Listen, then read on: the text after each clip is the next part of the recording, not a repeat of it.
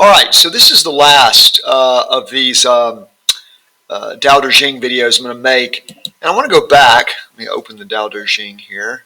I want to go back to verse 2. I was neglectful to not mention that. That's a really good one. It says, when people see things as beautiful, other things become ugly. When people see things as good, other things become bad. Being and non-being create each other. Difficult and easy support each other. Long and short define each other. High and low depend on each other. Before and after follow each other. Therefore the master acts without doing anything and teaches without saying anything. Things arise and she lets them come. Things disappear and she lets them go. She has but doesn't possess. Acts but doesn't expect. When her work is done, she forgets it. That is why it lasts forever. In the notes section, Mitchell says about that phrase, acts without doing, which that is this verse is the quintessential explanation, I think, of Wu Wei. And Mitchell says that phrase, acts without doing anything. He comments, her actions are appropriate responses, thus they are effortless. She embodies compassion, yet she doesn't try to be compassionate. She doesn't struggle to make money, yet she enjoys spending it when it comes to her. She goes her own way, yet she accepts help gracefully and has no pride in walking alone. She is not elated by praise, nor discouraged by neglect. She doesn't give even a moment's thought to right or wrong. She never has to make a decision. Decisions arise by themselves. She is like an actress who loves her role. The Tao is writing the script. And then that next line, teaches without saying anything. The way she buys oranges or ties her shoelaces is a teaching. Her face is more eloquent than any scripture could be. And finally, that last line, when her work is done, she forgets it. That is why it lasts forever. He says, not in time or space, but in quality. It lasts forever in quality. Let's look at verse 38. This is a really good one.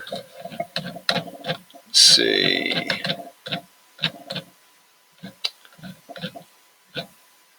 Yeah. The master doesn't try to be powerful. Thus, he is truly powerful. The ordinary man keeps reaching for power. Thus, he never has enough. The master does nothing, yet he leaves nothing undone. The ordinary man is always doing things, yet many more are left to be done. The kind man does something, yet something remains undone. The just man does something and leaves many things to be done. The moral man does something, and when no one responds, he rolls up his sleeves and uses force.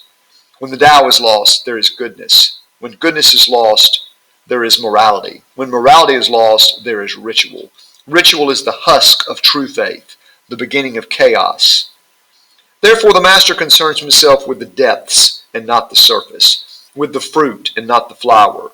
He has no will of his own. He dwells in reality and lets all illusions go. So another powerful comment on the meaning of Wu Wei.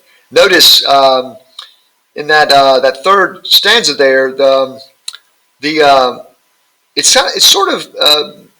it's using kind and just and moral as pejoratives. A true master is beyond such things. He doesn't see duality where there is only unity. In the comments, Mitchell says, let's see here, that very first line, the master does nothing. He says he has no goal in mind, doesn't think that he is doing anything. He's just along for the ride. Yet he leaves nothing undone. He has no expectations, no regrets, no residue. When the Tao is lost, it says you have goodness, but Mitchell says you can never lose the Tao, but you can find it. So the Tao is with us. It's not lost, but we may not be aware of it. You can find the Tao. And then, beginning of that last stanza there, therefore the master concerns himself with the depths and not the surface. Mitchell says that in the depths there really is no distinction between depths and surface. Fruit in autumn, flowers in spring. He enjoys the flowers as he enjoys the fruit.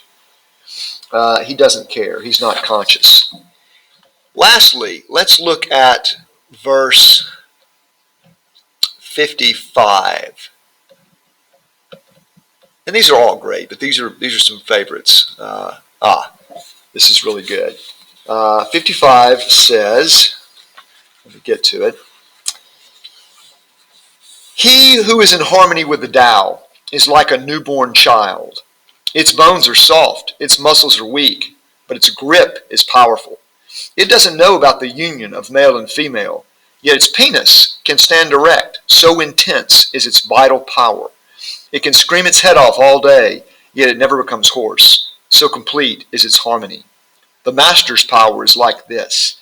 He lets all things come and go effortlessly, without desire.